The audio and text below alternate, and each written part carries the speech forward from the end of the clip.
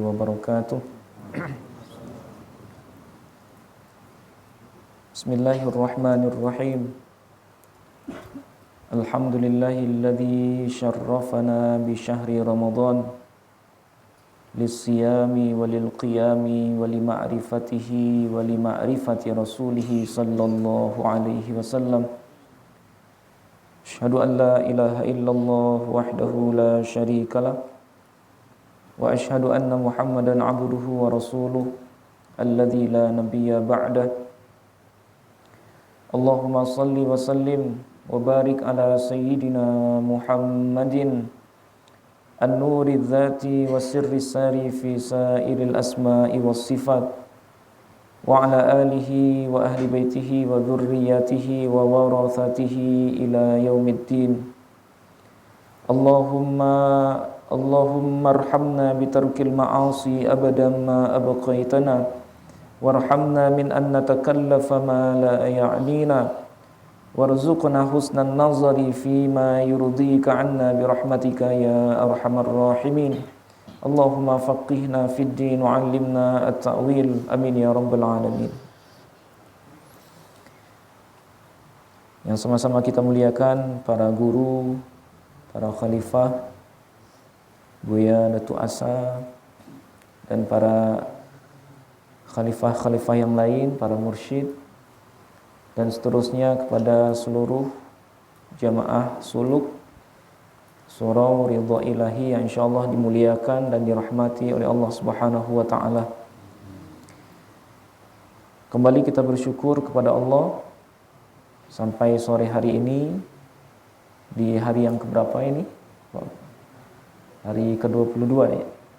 Hari ke-22 atau hari kedua dalam proses suluk kita.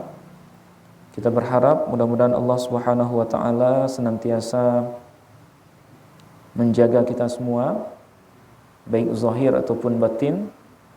Badannya sehat semua, ya, sehat semua Bapak-bapak. Ya, dan juga kalbunya juga sehat. Ya, kalbunya juga sehat. Apa indikasi kalbu yang sehat dalam bersuluk? Salah satunya adalah tidak merasa gelisah ketika melihat tindakan atau perilaku teman-teman kita yang tidak sesuai dengan nafsiyah kita. Ya. Salah satu indikator sehatnya kalbu atau sehatnya batin kita, hati kita tidak terganggu dengan perilaku teman-teman atau sesama salik yang tidak sesuai dengan nafsiyah kita. Terkadang ada di antara kita yang sukanya tempat sholatnya lapang misalnya. Tapi kebetulan ada teman yang tetap maju sekalipun shafnya udah rapat, sehingga kita nggak nyaman. Nah, ketika itu mampu nggak kita berdamai dengan kalbu dengan situasi yang terjadi? Atau misalnya ada teman yang di kamar mandinya lama, kita sudah nunggu lama, akhirnya panas kalbunya, panas hatinya. Kenapa ini orang lama betul? Sekalipun secara aturan tidak boleh lama, sebagaimana yang kita sampaikan di aturan dan adab-adab suluk, tapi terkadang ada di antara kita itu yang tidak bisa cepat, ya, tidak bisa bergerak cepat, sehingga dia lama di kamar mandi. Nah, ketika menunggu itu ada nggak perasaan dongkol, perasaan tidak senang? Nah, jadi indikator kalbu kita itu sehat, ya, dalam suluk ini. Nah, tidak merasa jengkel dengan itu semua. Sekalipun secara zahir teman kita itu salah, misalnya tidur di majelis atau tidur di kelambu misalnya, atau berbunyi dan seterusnya, zikir kha dan seterusnya. Kita kesal nggak dengan itu?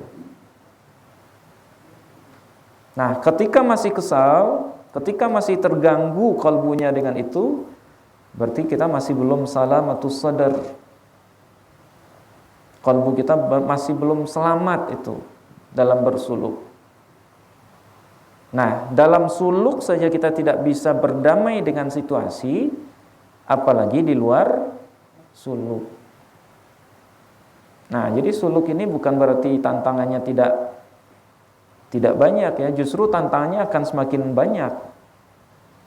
Kalau dalam prosesi suluk ini lulus, tidak sempat membenci teman, insya Allah nanti di luar suluk akan lebih berhasil lagi. Tapi kalau di tempat suluk saja berpanas-panas hati, berdongkol, suka berdebat, ya, padahal sudah dikurung, apalagi nanti di luar suluk akan lebih liar lagi nanti itu. Nah, jadi karena mumpung kita masih hari kedua, ya, masuk hari ketiga, kalau seandainya ada di antara kita yang mengalami hal yang seperti yang kami sampaikan, maka coba untuk ke depan diubah, dilawan, ya. Jadi bukan nafsu tidur aja yang kita lawan, nafsu ngantuk aja yang kita lawan, tapi nafsu untuk dongkol ke teman juga harus dilawan, ya. Atau teman ngambil lauknya kebanyakan misalnya, kita terakhir melihatnya, aduh ini orang nggak berperasaan ini, lauknya tinggal dikit dihabisin, saya belum ngambil ini. Nah, marah nggak ketika itu? Nah, jadi hal-hal yang sepele itulah yang bisa menjadi pengganjal keberhasilan kita dalam suluk. Nah, jadi hati-hati. Biasanya yang membuat kita terjatuh itu batu besar atau batu kecil, Bapak Ibu? Kerikil kan? Kalau batu besar kelihatan. Gak mungkin kita terjatuh karena batu besar. Rata-rata orang terjatuh itu karena batu kerikil yang kecil. Nah, oleh sebab itu, mari berhati-hati, jangan sampai kalbu kita tergelincir hanya gara-gara hal-hal kecil. Nah, jadi mari sama-sama kita jaga ya untuk 7 atau 8 hari ke depan. Baik, Bapak, Saudara, jamaah suluk yang dimuliakan Allah. Sebelum kita mulai kajian kitab As-Sa'adah Al-Abadiyah fi ma ja'a bihi Naqsyabandiyah, mari kita sama-sama baca Ummul Quran Al-Fatihah. Kita doakan, kita hadiahkan untuk Nabi kita, Nabi besar Muhammad sallallahu alaihi wasallam. Begitu juga untuk Maulana Syekh Muhammad Bahauddin Shah Naqsyaban. Kemudian juga untuk mujaddid Tarekat Naqsyabandiyah yaitu Syekh Maulana Khalid Al-Baghdadi, dan kita khususkan untuk penulis kitab ini yaitu Syekh Abdul Majid bin Muhammad Al-Khan, ya. Nafa'anallahu bihi wa bi'ulumihi fid dini wad dunya wal akhirah lana wa lahum jami'an. Al-Fatihah. A'udzubillahi minasyaitonir rajim. Bismillah.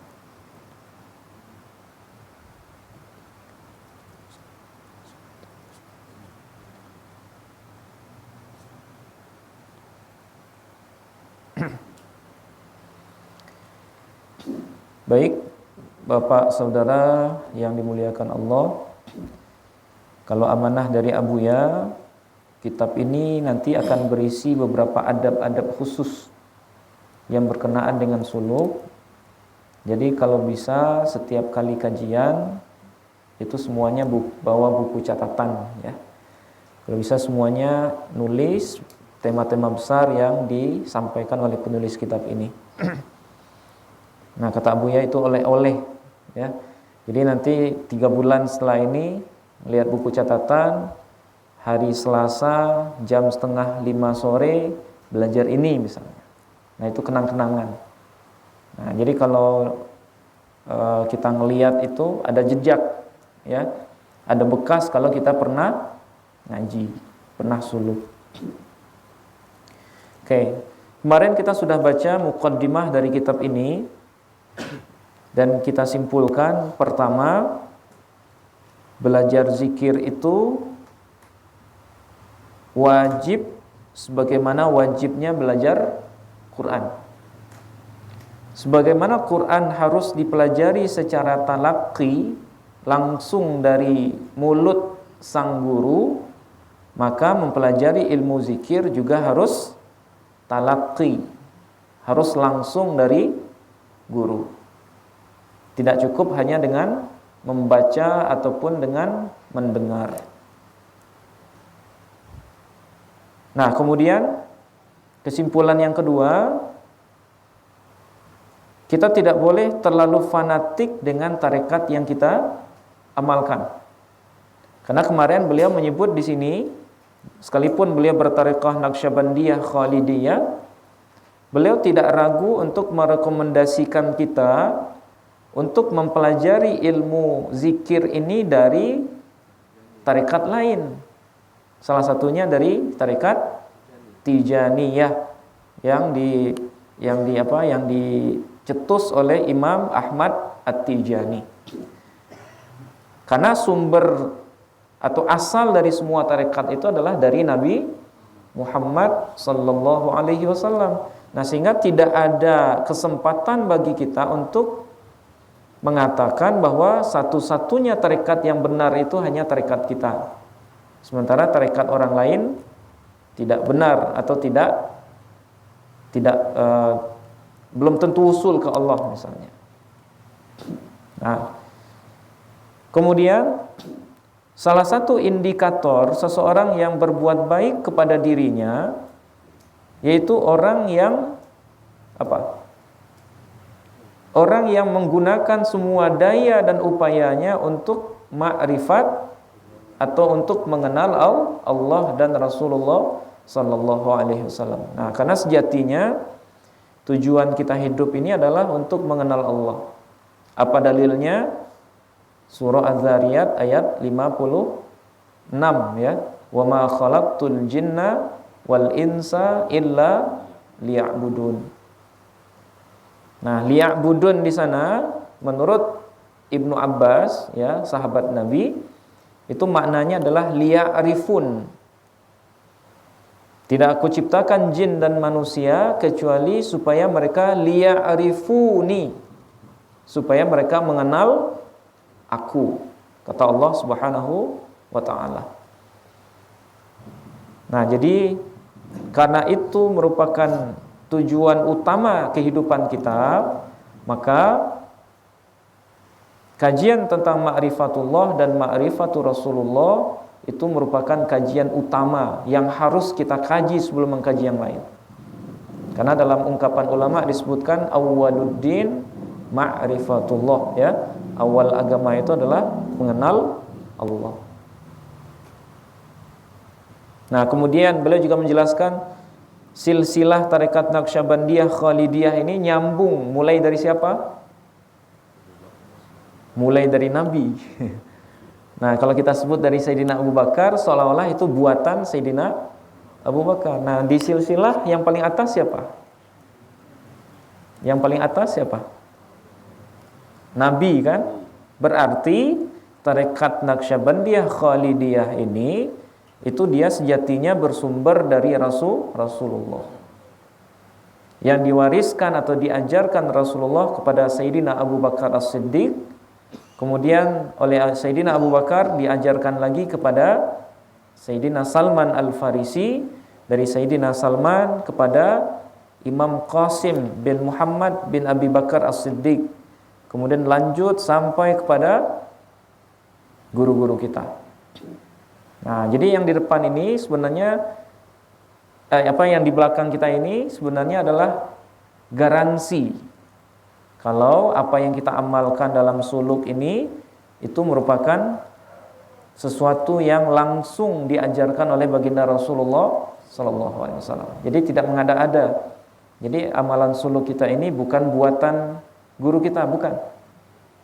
Tapi beliau dapatkan dari guru sebelumnya. Guru sebelumnya dari guru sebelumnya. Guru sebelumnya dari guru sebelumnya sampai ke Rasulullah sallallahu alaihi wasallam. Nah, sekarang kita akan lanjut. Temanya pada sore hari ini adalah syarat-syarat dan ketentuan-ketentuan wusul ilallah.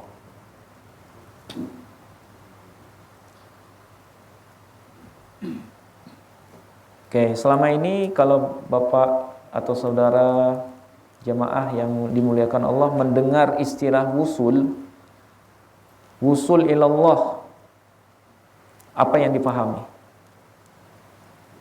Kalau kita mendengar istilah wusul, secara bahasa wusul itu artinya sampai, wasol, ya, wasala yasilu wusulan. Kalau dalam bahasa Arab, usul itu artinya bentuk katanya masdar, ya, dari wasala yasilu usulan. Artinya sampai. Kalau kita berjalan dari Payakumbuh ke Bukit Tinggi misalnya, kita dianggap usul ke Bukit Tinggi kapan? Ketika kita sampai di Bukit Tinggi. Nah, atau misalnya kita dianggap wusul ke Mekah. Kapan kita disebut wusul ke Mekah? Ketika kita mendarat di misalnya di Bandara King Abdul Aziz, kemudian kita berjalan pakai bis ke Makkah ataupun Madinah, maka ketika itulah kita disebut wusul ke Mekah ataupun ke Madinah. Tapi wusul yang dimaksud dalam ilmu tasawuf atau ilmu tarekat itu bukanlah wusul yang zahir sebagaimana yang kita pahami dalam bahasa barusan. Wusul kepada Allah dan ini juga sudah sering dijelaskan oleh guru-guru kita, bukan bermakna kita sampai ke Allah dengan fisik yang zahir ini. Ya. Wusul kepada Allah bukan bermakna tubuh kita yang zahir ini bertemu dengan zat Allah yang qadim, yang hakiki itu. Bukan itu maksudnya. Karena tidak mungkin zat kita yang hadis ini, apa itu hadis? Yang baru, yang baharu, yang makhluk ini bisa bertemu dengan zat Allah yang qadim. Jadi tidak mungkin tubuh fisik kita ini bertemu dengan zat Allah yang qadim. Karena yang ada sejatinya itu hanya Allah Subhanahu wa taala, hanya zat Allah yang ada. Mungkinkah yang tidak ada bertemu dengan yang ada? Enggak mungkin. Karena sejatinya atau hakikat kita ini di sisi Allah tidak ada. Bagaimana mungkin sesuatu yang tidak ada bertemu dengan yang ada? Atau bagaimana mungkin sesuatu yang bersifat hadis baharu bertemu dengan sesuatu yang bersifat qadim? Tidak mungkin, mustahil. Ya. Jadi wusul kalau dimaknakan seperti wusulnya kita ke Bukit Tinggi atau seperti wusulnya kita ke Mekah atau ke Madinah, maka itu dalam konteks ilmu tasawuf itu mustahil. Ya, mustahil. Berarti apa makna wusul dalam istilah kitab ini atau dalam istilah ilmu tasawuf? Wusul yang dimaksud di sini adalah munculnya kesadaran siapa kita dan siapa Allah yang kita sembah. Jadi makna sejati dari wusul itu sebenarnya adalah munculnya kesadaran mutlak di dalam qalbu kalau kita itu adalah hamba Allah dan Allah itu adalah pencipta kita. Munculnya kesadaran di dalam qalbu kalau kita itu sejatinya tidak ada dan yang ada itu hanyalah Allah. Munculnya kesadaran bahwa tidak satu pun dari apa yang kita lakukan ya, baik dari hal-hal yang positif apalagi hal-hal yang negatif, kecuali semuanya itu berdasarkan izin dari Allah Subhanahu wa taala. Munculnya kesadaran itu dan permanennya kesadaran itu dalam kalbu kita, maka itulah sejatinya yang disebut dengan wusul. Kalau kita kan kesadarannya belum mutlak kan. Kadang ketika sedih baru sadar. Kalau apapun yang kita lakukan itu semuanya atas keputusan Allah. Ketika gagal baru sadar. Atau ketika sudah terjadi baru kita paham. Nah, itu masih belum usul namanya, belum usul secara paripurna. Nah, jadi orang yang usul sebagaimana yang dijelaskan guru-guru kita, yaitu orang yang paham dia, sadar dia dengan apa, dengan af'al Allah, baik sebelum af'al itu terjadi, baik ketika af'al Allah itu terjadi, ataupun setelah kejadian. Ya, dia sadar kalau apapun yang dia lakukan, baik sebelum melakukan, ataupun ketika melakukan, ataupun setelah melakukan, itu semuanya adalah atas izin Allah Subhanahu wa ta'ala. Dia melihat itu semua sebagai af'al Allah, maka ketika itulah orang bisa disebut dengan wusul.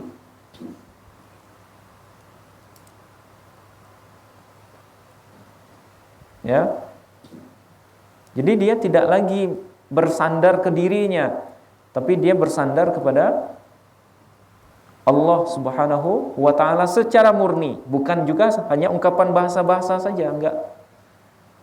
Bukan berarti ya, belum tentu juga orang yang menyampaikan ini orang yang sudah wusul, enggak.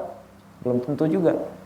Jadi wusul itu perkara kesadaran, bukan perkara bisa menyampaikan. Nah, jadi ketika kesadaran mutlak itu muncul di dalam kalbu, berarti orang itu bisa dikatakan sebagai orang yang wusul kepada Allah.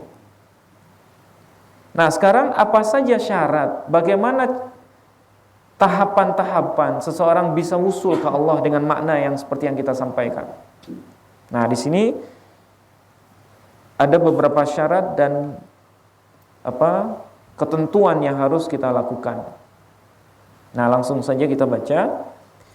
Bismillahirrahmanirrahim. I'lam annahu lil wusuli 'inda fariqi hadha at-tariqi syurutun wa usulun. Ketahuilah, kata Syekh Abdul Majid, bahwasanya wusul kepada Allah menurut pandangan pendiri dari tarekat Naqsyabandiyah Khalidiyah ini, syurutun wa usulun, mempunyai beberapa syarat dan beberapa usul. Usul itu artinya dasar. Ya. Jadi seseorang dikatakan wusul kepada Allah kalau dia melengkapi beberapa syarat dan menjalani beberapa dasar. Ya, dasar atau tahapan-tahapan. Jadi kalau seandainya dia tidak melengkapi syarat ini dan dia tidak melalui tahapan-tahapan yang akan dijelaskan setelah ini, maka kalau dia mengatakan dia wusul, ya saya sudah wusul ke Allah, maka ungkapan seperti itu perlu kita pertanyakan. Dia wusul kemana? Ya, dia wusul ke siapa sebenarnya? Wusul kepada nafsiyah dia atau wusul ke perasaan dia? Atau wusul kepada khatir-khatir nafsiyah yang ada di dalam dirinya? Nah, jadi kita khawatir. Itulah fungsi guru di sini. Bapak-bapak kaum muslimin yang dimuliakan Allah, Kenapa kita harus berguru di dalam bab tarekat ini atau dalam bab tasawuf ini? Karena bisa saja seseorang ketika dia ditipu oleh nafsiyah dia merasa sudah sampai kepada Allah. Ya, bisa saja seseorang yang berzikir dengan zikir yang dia ambil, yang dia bikin sendiri misalnya, gampang sekali bagi setan untuk menipu orang seperti itu. Ya, misalnya dia mendapatkan amaliyah zikir yang dia peroleh dari kitab atau dari buku misalnya, tanpa ada guru. Kemudian dia amalkan. Setelah mengamalkan, ternyata dia dapat natijah. Ya, natijah dia berasal dari mimpi misalnya. Dalam mimpi dia bertemu dengan seseorang yang mengatakan kalau dia itu adalah orang yang sudah sampai ke Allah. Kamu itu sudah sampai ke Allah. Ya. Engkau itu sebenarnya sudah berhasil, zikir engkau itu sudah cukup untuk menyampaikan ke Allah. Ketika dia bangun, dia merasa, oh ternyata saya sudah sampai nih ke Allah, barusan saya mimpi. Atau barusan dia merasa bertemu dengan seseorang. Padahal yang dia temui adalah nafsiyah dia. Yang dia temui adalah jin yang menyamar sebagai, atau setan yang menyamar jadi siapa misalnya? Jadi ulama misalnya.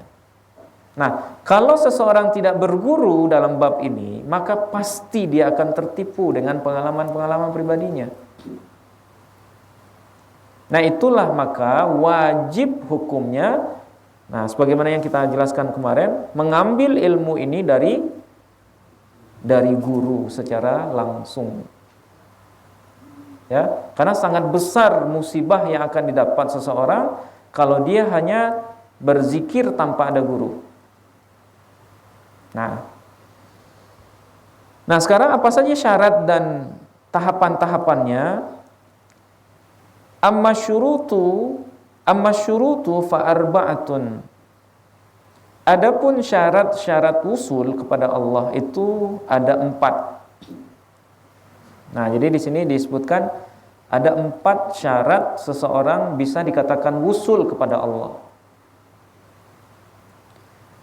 Al-awwalu, adapun yang pertama adalah tashihul i'tiqadi wa huwa i'tiqadu ma alaihi sadatu ahli sunnati wal jama'atil asy'ariyyati wal maturidiyyati thabbatana Allahu ala atba'ihim wa athbatana fi diwani atba'ihim.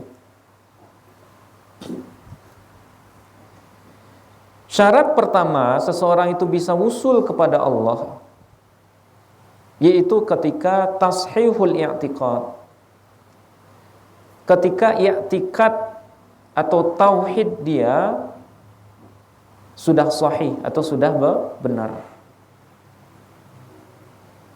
Jadi tidak akan mungkin wusul kepada Allah seseorang yang tidak, akidahnya tidak kuat.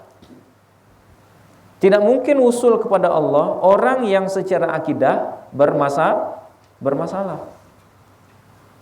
Nah, itulah makanya sebelum kita belajar akidah, sebelum kita belajar zikir, sebelum kita belajar ilmu tarekat, itu makanya guru-guru kita selalu berpesan pelajari ilmu akidah.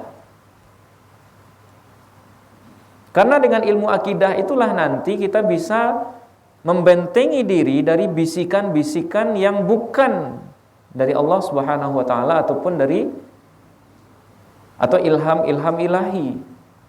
Dengan ilmu itulah nanti kita bisa membedakan mana yang khatir rabbani dan mana yang khatir syaitani. Ya, dengan ilmu akidah itulah nanti kita bisa membedakan mana yang sejati dan mana yang palsu.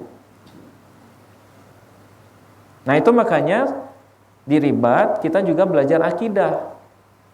Bagi bapak-bapak yang belum mempelajari, nah itu ada salah satu kajian yang pernah diajarkan Buya Asfi, itu Aqidatul Awam, ya, syarah Aqidatul Awam. Belajar tentang akidah 50. Ya. Sifat-sifat yang wajib bagi Allah, yang mustahil bagi Allah, yang jaiz bagi Allah, yang wajib bagi Rasul, yang mustahil bagi Rasul, dan yang jaiz bagi Rasul. Nah, itu disebut dengan akidah yang 50. Nah, itu wajib dipelajari. Nah, kata beliau, i'tiqad yang benar itu seperti apa? I'tiqadu ma alaihi sadatu ahli sunnati wal jamaah. Yaitu i'tiqad atau keyakinan yang dianut oleh para ulama dari kalangan ahlus sunnah wal jamaah. Nah, siapa ahlus sunnah yang beliau maksud? Al-Asy'ariyati wal Maturidiyati. Jadi ahlus sunnah yang dimaksud itu adalah ahlus sunnah yang bermadhab Asy'ari dan bermazhab Maturidi, yaitu Imam Abul Hasan al-Asy'ari dan Imam Abu Mansur al-Maturidi. Nah, kalau Asy'ariyah itu nisbat kepada Imam Abul Hasan al-Asy'ari yang wafat pada tahun 324 ya, 324 Hijriah. Kalau Imam Abu Mansur al-Maturidi wafat pada tahun 333 Hijriah. Nah, jadi sebagian besar hayat, sebagian besar hidup mereka berdua ini itu di zaman salaf. Kalau 324, berarti sebagian besar hidupnya di zaman apa, Bapak? Di zaman salaf atau di zaman khalaf? Salaf itu 3 tahun pertama dari Hijriah. Kalau 324, berarti beliau lama hidupnya di sebelum abad ketiga atau setelah abad ketiga? Sebelum abad ketiga. Berarti beliau masih tergolong sebagai ulama salaf. Nah, jadi kalau ada orang yang mengatakan dia usul kepada Allah, tapi secara akidah dia bermasalah, dia tidak pernah belajar akidah 50 misalnya. Atau dia belajar akidah yang menyebabkan dia meyakini Allah itu bertempat. Yang meyakini kalau Allah itu bertangan misalnya. Atau yang meyakini Allah itu punya mata tapi matanya besar, tangannya besar. Misalnya kalau ada orang seperti itu mengaku usul kepada Allah, menurut Syekh Abdul Majid ini, berarti pengakuan dia hanya sebatas pengakuan saja. Ya. Karena orang yang seperti itu sering tertipu dengan pengalaman-pengalaman, karena dia menganggap Allah itu berfisik, berwujud. Dan fisiknya seperti fisik manusia. Na'udzubillah summa na'udzubillah. Nah, jadi salah satu syarat usul, kita ulangi lagi, salah satunya adalah memahami akidah ahlus sunnah wal jamaah. Siapa ahlus sunnahnya? Imam Abul Hasan al-Asy'ari dan Abu Mansur al-Maturidi. Thabbatanallahu ala atsba'ihim. Semoga Allah tetapkan kita sebagai pengikut mereka. Wa athbatana fi diwani atsba'ihim. Dan Allah tetapkan kita di dalam diwan. Diwan itu artinya di dalam daftar para pengikut mereka. Amin ya rabbal alamin. Nah, itu syarat pertama. Ya, syarat pertama seseorang bisa dikatakan usul kepada Allah Subhanahu wa taala. Ats-tsani, adapun yang kedua, at-taubatun nasuhu wa hiya hajrul ma'asi kulliha zahiriha wa batiniha kabairiha wa saghairiha. Kemudian yang kedua, syarat usul kepada Allah. At-taubatun nasuhu, bertaubat kepada Allah dengan taubat nasuh. Nasuh dalam bab ini itu pengertiannya adalah taubat yang sebenar-benar taubat. Ya, taubat nasuha. Nah, apa itu taubat nasuha? Wa hiya hajrul ma'asi kulliha. Taubat nasuha itu adalah meninggalkan kemaksiatan kulliha semuanya, zahiriha wa batiniha, baik maksiat zahir ataupun maksiat batin. Kabairiha wa saghairiha, baik maksiat besar, dosa besar ataupun dosa kecil. Nah, itu yang disebut dengan taubat nasuha. Kira-kira kita semua sudah taubat nasuha enggak, oh, Pak?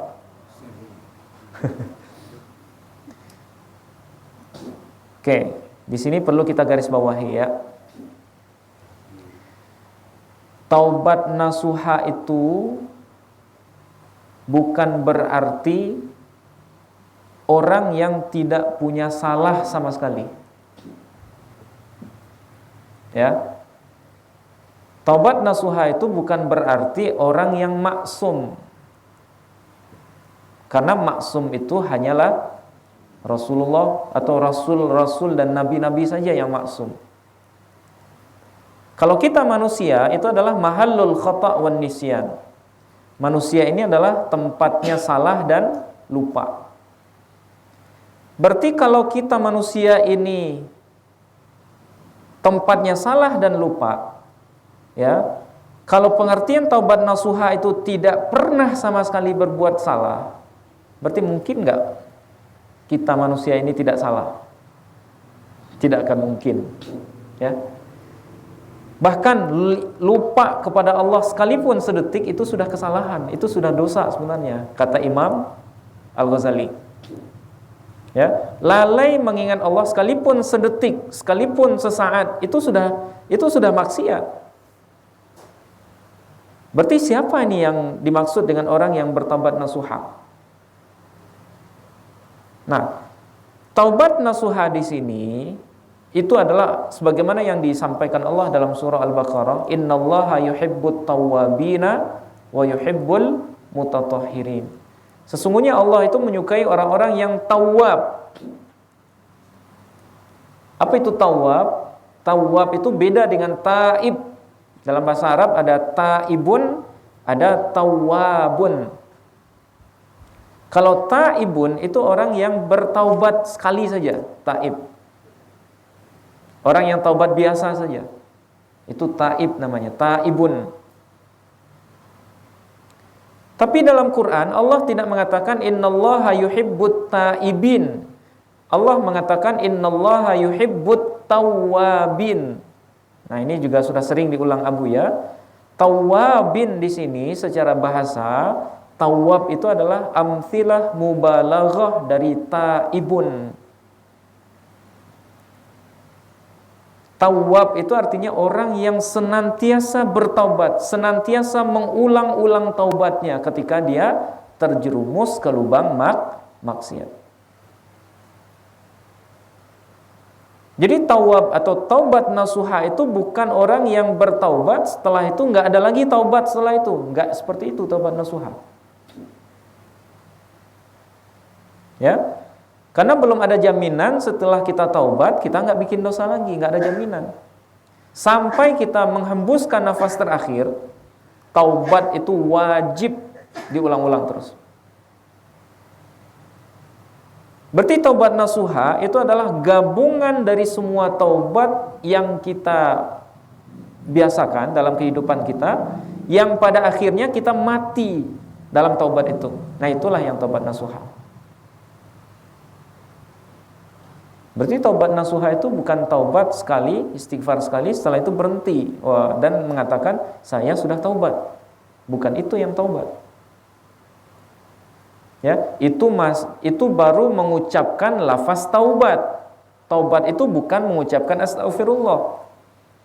Taubat itu bukan mengatakan saya taubat kepada Allah, bukan itu yang taubat. Itu lafaz taubat.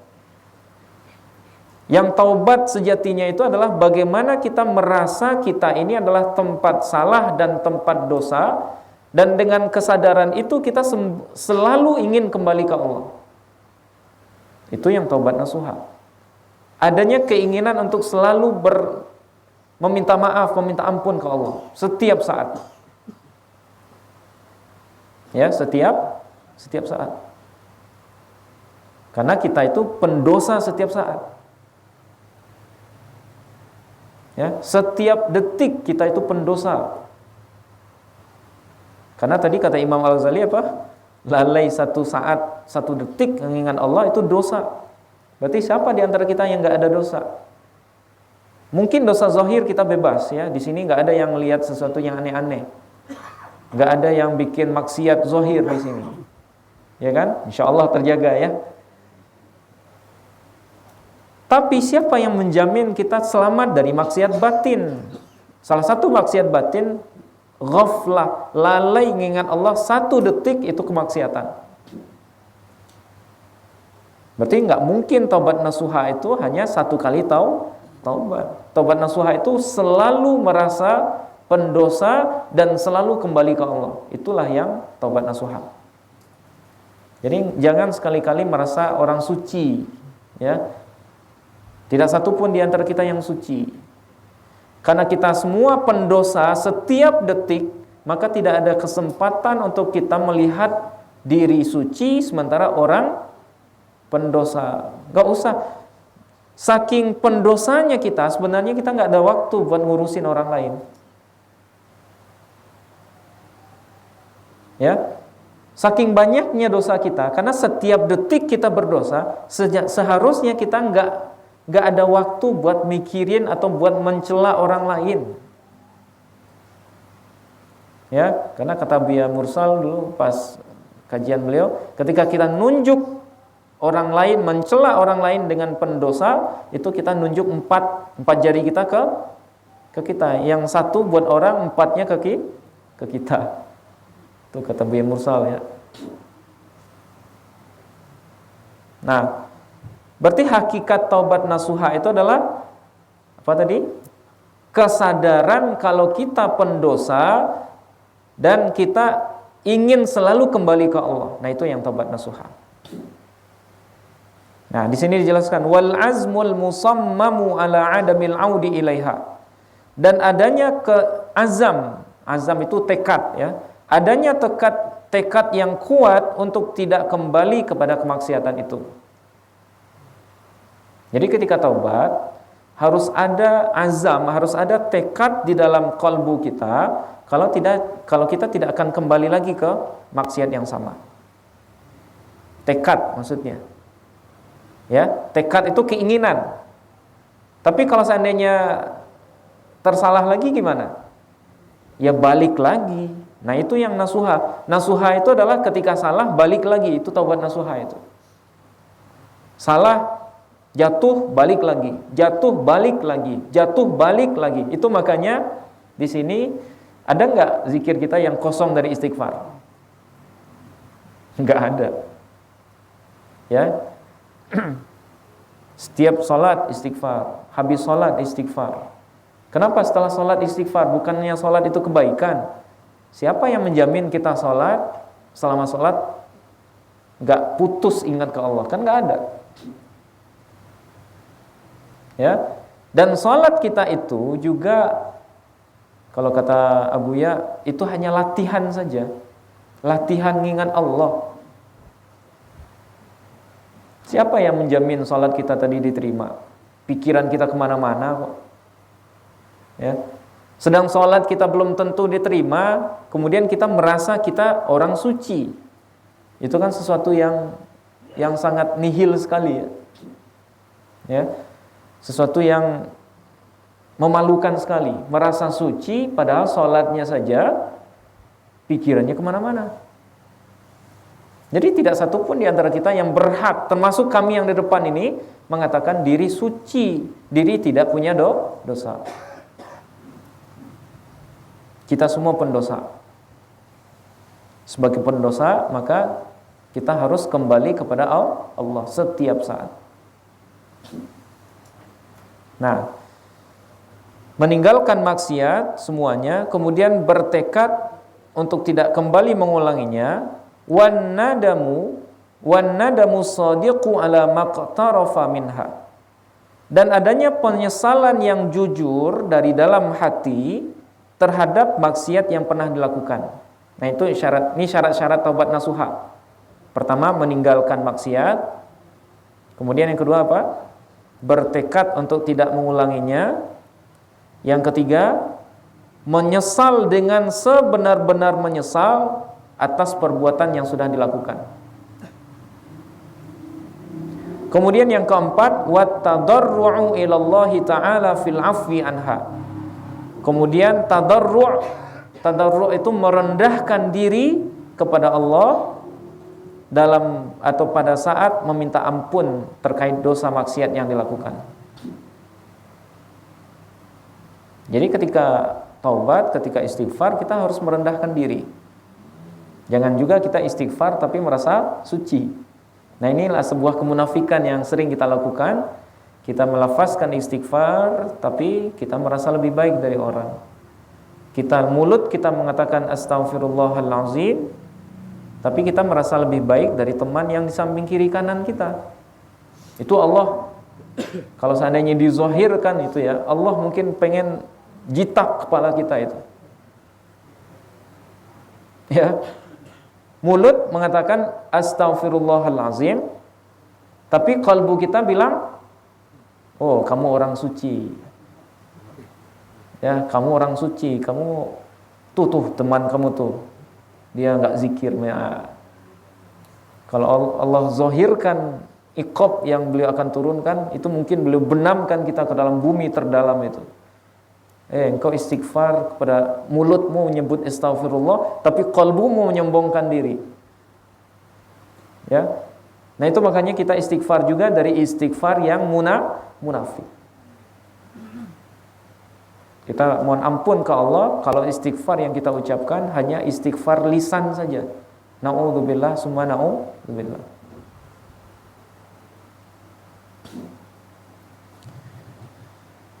Nah, itu syarat kedua. Ya, berarti syarat kedua wusul taubat nasuha. Syarat taubat nasuha ada 4. Ya, meninggalkan maksiat, bertekad tidak kembali, kemudian menyesal, kemudian merendahkan diri. Nah, itu syarat kedua dari wusul. Kemudian yang ketiga, syarat wusul kepada Allah, ats-tsalitsu al-amalu bis sunnatin nabawiyyati wa tamassuku bil ahkami syar'iyyati kulliha.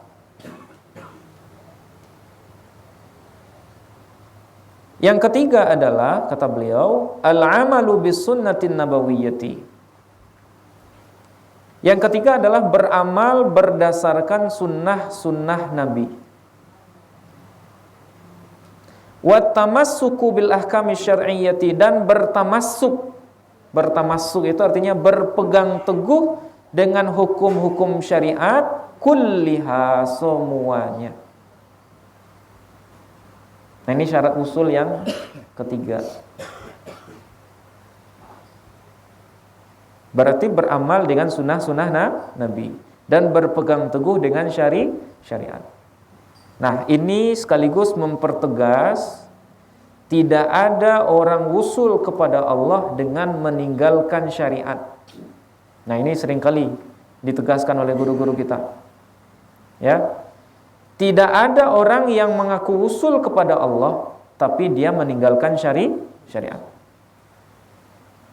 Saya sudah usul ke Allah, jadi salat itu enggak wajib lagi bagi saya. Kalau ada orang ngomong seperti ini, berarti pastikan dia itu bukan usul ke Allah.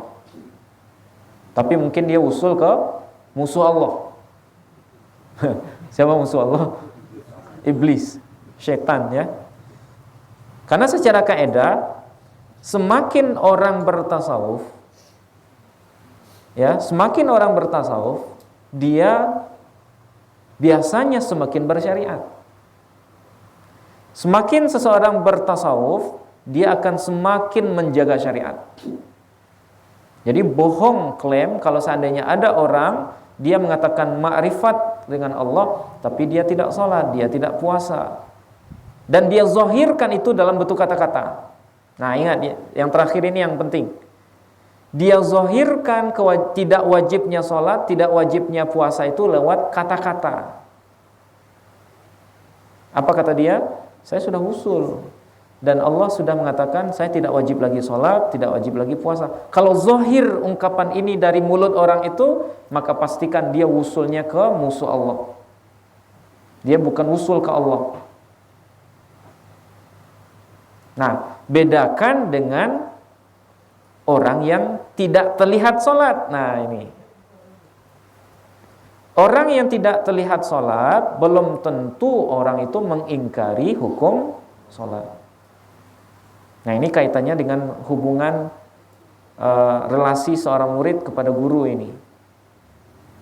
Ya, kadangkala ada di antara murid yang tertipu ketika melihat gurunya melakukan maksiat. Dia tidak melihat gurunya sholat, kata dia, sehingga dia menyimpulkan gurunya, oh guru saya nggak sholat, dia tidak sholat lagi. Padahal melihat orang tidak sholat berbeda dengan melihat orang yang mengingkari sholat. Itu dua hal yang berbeda. Orang yang dipastikan tidak usul itu adalah orang yang mengingkari wajibnya sholat, wajibnya puasa, wajibnya zakat. Kalau ada orang mengaku ma'rifatullah tapi dia menzahirkan ungkapan tidak wajib sholat, tidak wajib puasa, tidak wajib zakat, berarti itu nggak mungkin. Kalau seandainya dia guru, mengatakan dia guru, berarti kita tidak layak berguru kepada dia. Tapi kalau hanya sekedar melihat, misalnya guru kita nggak salat jemaah bersama kita, atau misal melihat guru tidak puasa, ya, atau melihat misalnya siapalah melakukan sesuatu yang maksiat, nah termasuk maksiat, ya, melakukan maksiat. Belum tentu orang yang melakukan maksiat dia meyakini bolehnya maksiat itu. Nah ini dua hal yang berbeda.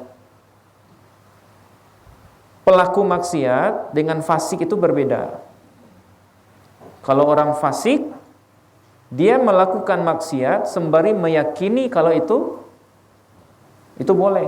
Bahkan orang seperti ini sudah bisa murtad ini, melakukan kemaksiatan dengan i'tikad kalau dia maksiat itu boleh dia lakukan. Sebagaimana orang yang tidak sholat berbeda dengan orang yang mengingkari sholat. Nah, jadi kita harus jeli dalam melihat orang lain. Selama tidak muncul bahasa sholat itu nggak wajib bagi saya, selama tidak muncul bahasa itu, berarti kalau dia guru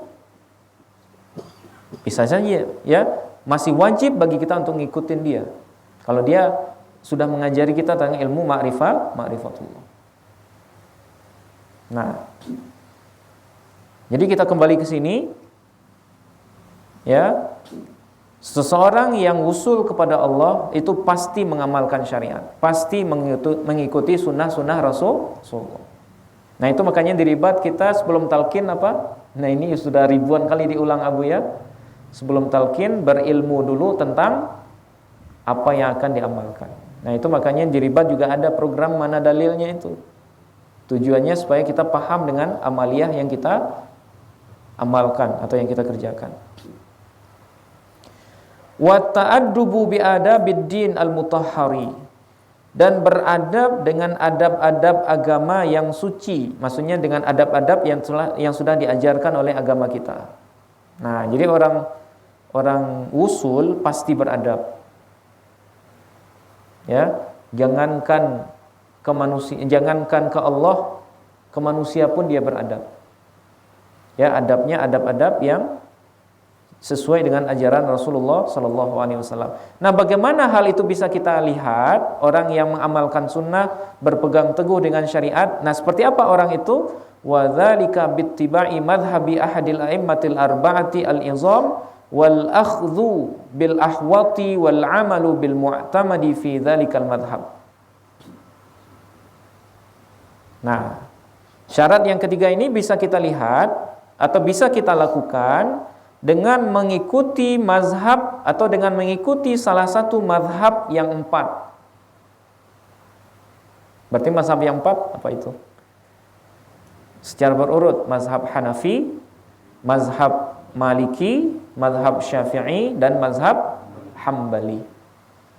Apapun yang diikuti orang yang mengaku wusul ke Allah, asalkan dia bermazhab dengan salah satu itu, berarti insya Allah dia mengamalkan syariat.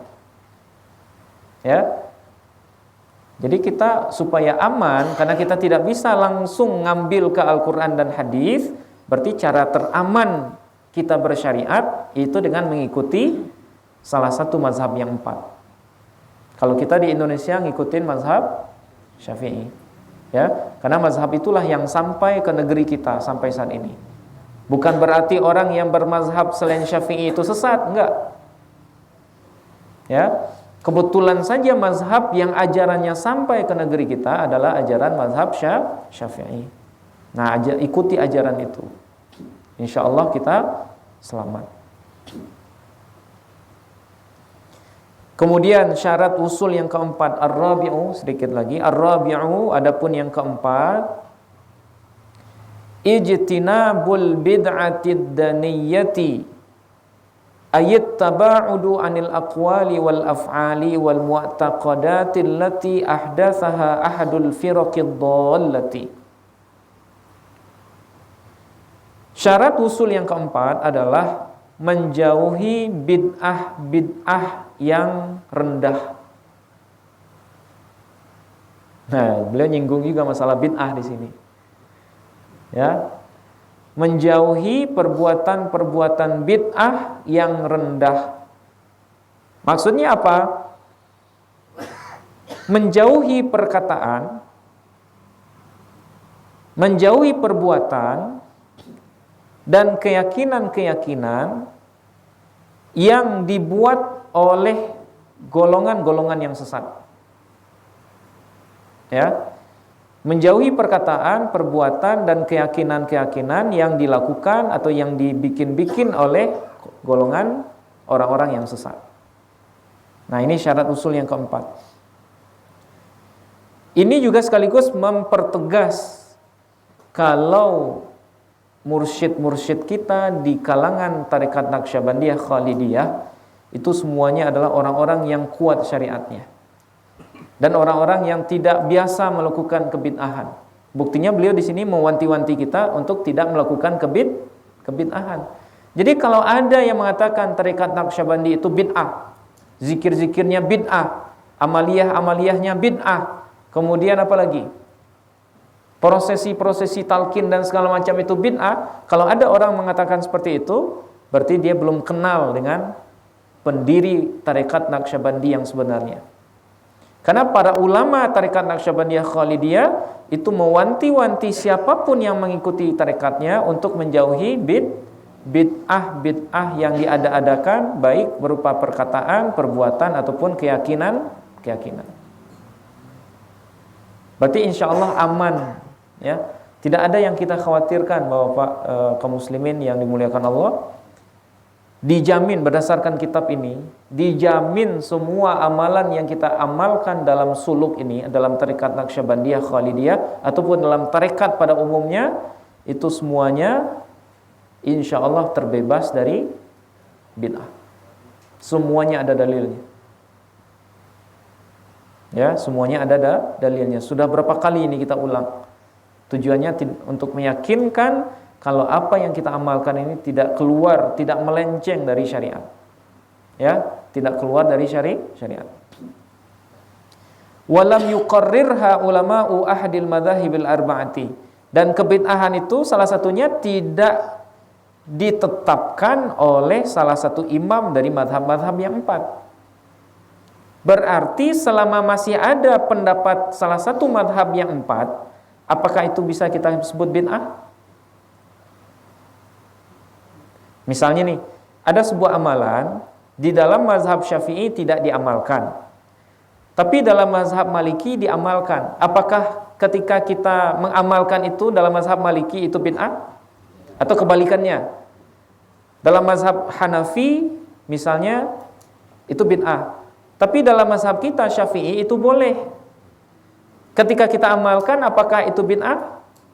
Tidak, itu namanya khilafiyah ulama. Nah, bedakan.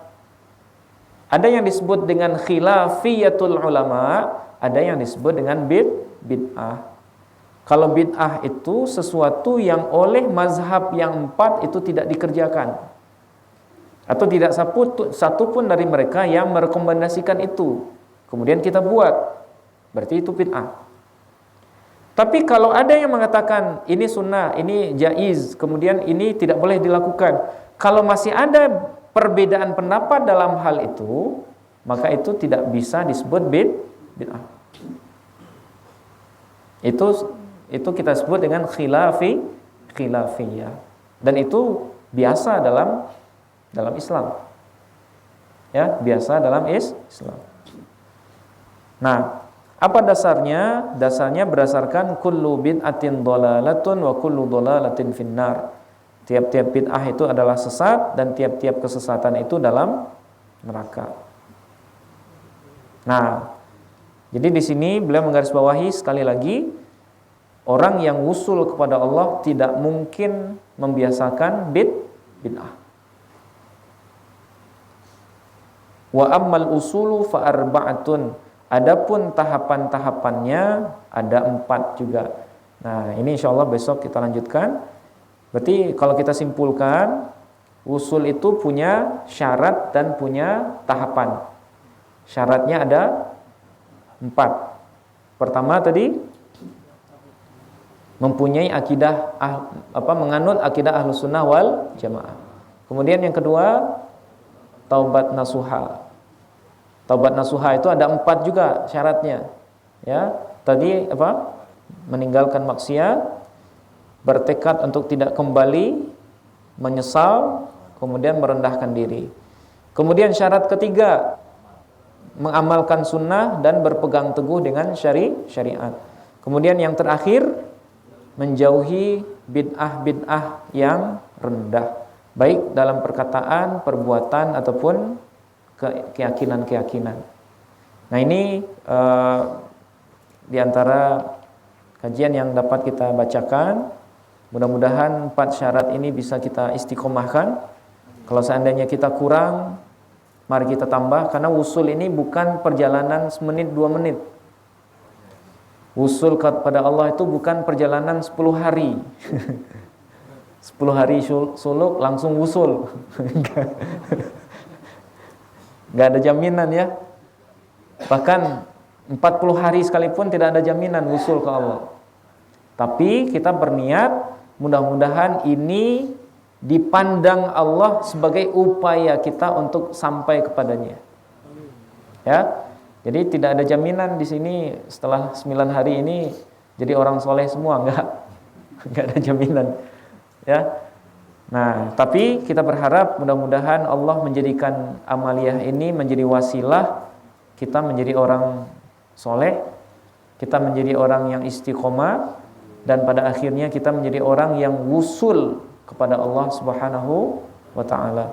Ala hadhihi niyyah wa ala kulli niyatin shalihah. Al-Fatihah.